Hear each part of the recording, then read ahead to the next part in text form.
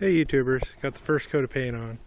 Looks like that's all it's getting for now. I've got to get on the road and start getting some money coming in. I'm sure you could all understand that. First coat of paint seemed to do wonders. Don't have the mirrors on yet. I've got a lot of runs and whatnot, but learning how to paint is not a one-step deal. Evidently makes you appreciate painter people, but it came out pretty good, I think.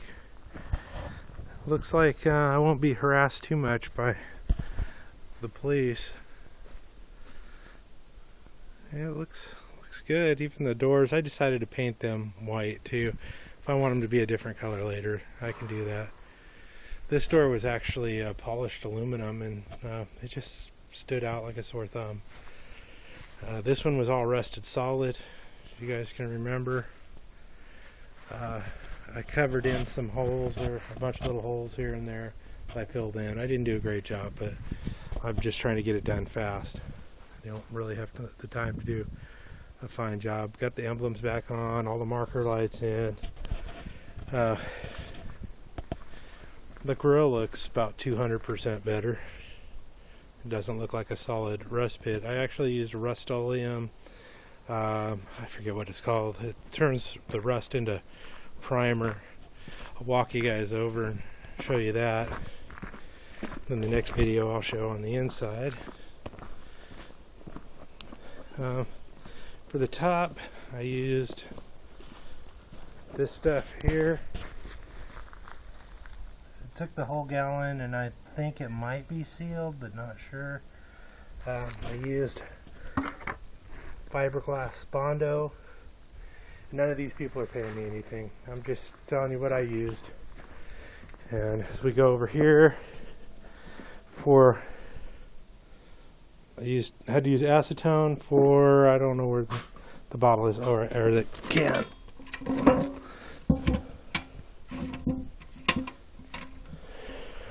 Rust-Oleum, which you can't see yet. Okay, there you go. Rust-Oleum Professional High Performance Protective Enamel. It covered pretty good in one coat.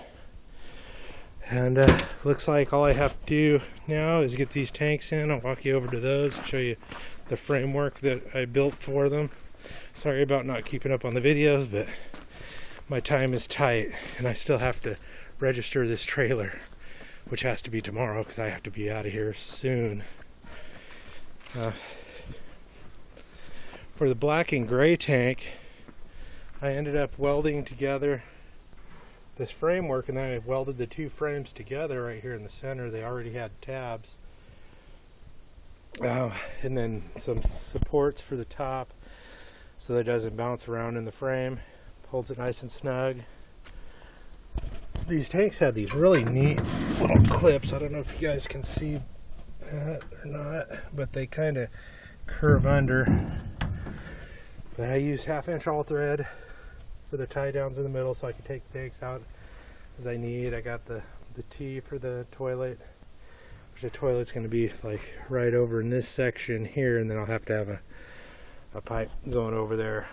And as I said before, it's going to have to hang really, really low. I'm going to tie the two vents, that one there and this one here, together, and then tie it into the stack, and then that'll be for all of the gray, which there's one pipe coming over from the sink, which I'm not sure exactly how I'm going to be able to get that over, and there's one that everything else is tied into already. So that part's going to be easy. I'm going to hang the entire contraption off the frame with 1/2 inch all thread, and hopefully that'll get me there. It's going to be hanging really low, like about, I don't know, 2 inches or 3 inches off the ground, so four-wheeling's out of the question. As if I was going to four-wheel this thing. The engine runs pretty good. I still need to change the exhaust manifold that's cracked, but I have that ready to go when I have the time to do it after we get moved. Now inside, I'm not sure how much video time we have left, but I'll try to get it fast. inside. I don't have this quite done yet in here. It's my staging area, kind of cleaned up in here a little bit. Still got to hang this leather stuff up, or pleather, I don't know what the heck it is. Clean up the dashboard. Then as far as the rest goes, I've got the fridge in, ready to go. I've got the microwave in. Everything's all hooked up.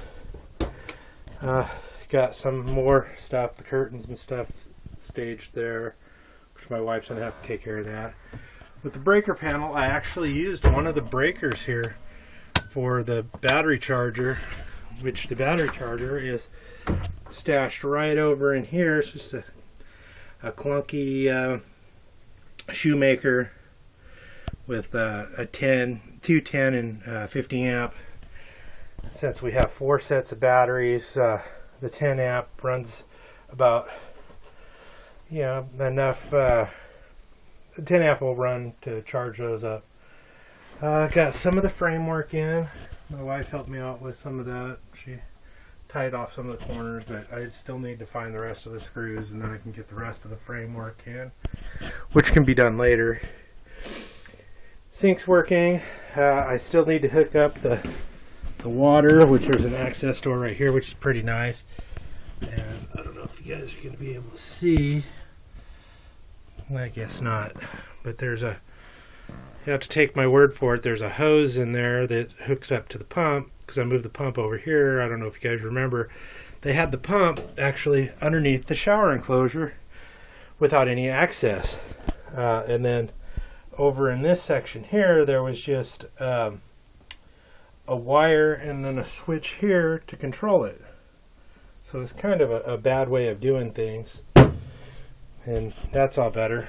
Evidently the floor needs a whole lot of care, because it's filthy from me running around out here in the mud, then climbing around in here and tracking it all over.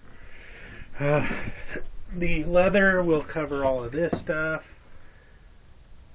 There's a piece right in that goes right in here, I do believe, that covers up that whole thing, and then this piece right here goes up to there. And I've got a trim piece that's right here, which the toilet still has to be mounted today. This piece right here actually hooks up to the ledge for the upper bunk, which looks like it's going to make it really hard to get in and out of. Well, that's okay. I'm probably just going to use it for storage. And that's about it. Alright, take care.